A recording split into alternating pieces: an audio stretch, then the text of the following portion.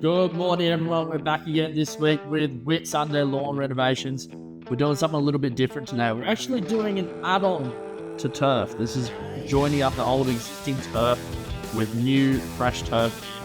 So you can see this footage here. It's pretty bare, barren, bit of land. So when they put the shed in and the slab for the shed, they've just kind of torn up this whole little section here. So we're going to come in, we're going to join it all up. And Ben, you can see at the moment here, he's just taking away all the crap out of it, getting all the big lumps and bumps. We're just going to take a little bit of the top off. That way when we come through, build a little base with crusher dust. We actually got something to form up a little bit better, so it's much neater and much smoother. So again, if you guys are watching this or listening to this, if you're going to join up your old existing turf, you're not sure how to go about it, you can just slap it down and it'll grow. Check this video out because you'll probably learn a thing or two along the way. Now, when it comes to turf, prep is everything. Prep is absolutely everything. So as I said, we form this up crusher dust just to give ourselves a base to work with, and that's when you also start coming with the topsoil and lay your turf on that one here. As always, you've got the Kanga there, it makes a world of difference. You can obviously see the tipper truck there. Reverse that in with crusher dust, and the Kanga now we're just going to use to spread everything around, just to kind of get into places. And you can see Ben's on the Kanga. I've got the leveling rake there, just trying to push everything around to get it nice and level to form our base. And we've run a string line with a chalk line across the patio there where that concrete slab is to give us our level along with the retaining wall as well.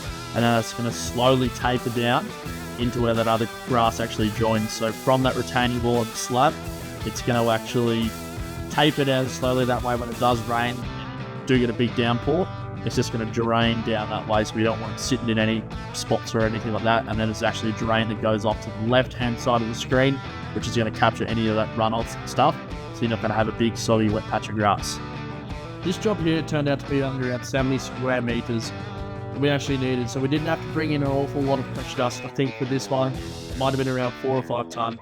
And that was just to build it up, as I said, build the base, and we level it out nice and smooth. The key to everything is here, getting it nice and smooth. Ben's just doing a quick remeasure and doubts himself a lot, so I go and remeasure myself again, and that's it for the crusher dust. And we come in the next day, have a little break, a little breather, then it's time for topsoil and to get the final touches right before we actually leave it overnight. And then we come back again the next day and do all the turf laying itself. So again, with the topsoil, we've drawn in around 4 tons of topsoil, which isn't an awful lot, but just remember we're only working in a small area. And if you guys are thinking about skimping on the topsoil and you think you might not need it, it's always best to go with it because it's going to grow better, it's going to give a hell of a lot of nutrients, and it's just going to make your grass so much easier and better to grow, especially if you're going to go through those stages where it's not going to rain as much or you're lacking water and everything like that. There's so many more nutrients, good stuff in that topsoil that's going to be beneficial for your lawn. And a lot of people might come through and they'll just lay their turf straight on top of crusher dust, which crusher dust doesn't have a lot of nutrients and stuff like that, and to actually give the grass a chance to really flare up. And if you want it looking good and pristine, topsoil is definitely the way to go with it. Again, your preparation is key. You can see us mucking around here, getting levels all right with the screed and a leveling rake, just to make sure when we do lay the turf tomorrow, it's going to go down nice and easy. And we want to make sure we're creating less work for ourselves tomorrow when we actually do go to lay. The finishing touches here is just on this edge where you got that old turf combining in with the new turf that we're going to put in tomorrow. We just want to make sure that's a nice smooth transition, and we're actually going to show you a little trick at the end of this. If you guys are doing it at home, it'll help you out a little bit.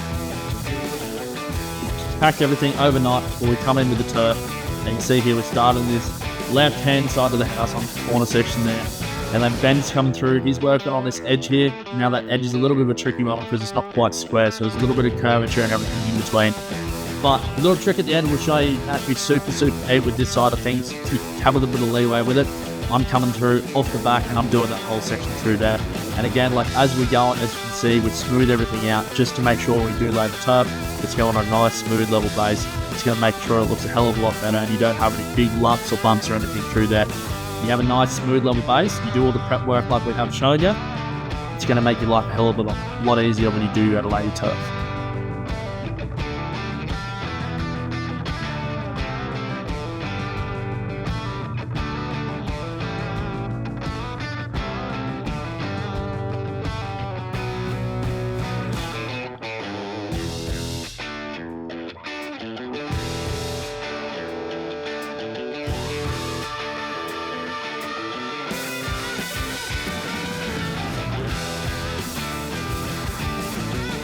Now all the hard stuff's done, the turf's laid, it's all down. Now it's a process of just smoothing it out. So we've got a roller here. We just go over it back and forth a few times just to kick out any lumps that are in there. Obviously, it's different thicknesses of the turf that's been cut, just to kind of compress it all. And then this is a little trick here. In other videos you might have seen where we've used topsoil or sand or anything like that. This is the same process. So we're only using that to push everything together. Now it's just going to, over time, bring it nice and tight in. That old grass will grow up onto that. Like you can see from that drone footage above, it'll grow into that, and that new stuff will push the same way. So eventually you'll have a nice clean join, and it's going to make your backyard look absolutely awesome in time for summer. So if you guys are at home and you're going to add some turf into your backyard or join it up with some existing turf, remember your prep work is key. Make sure you do your prep, it'll make your life a hell of a lot easier. And we'll be back next week. Again, hope you guys enjoyed the video.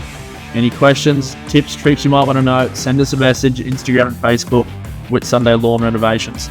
See you guys soon.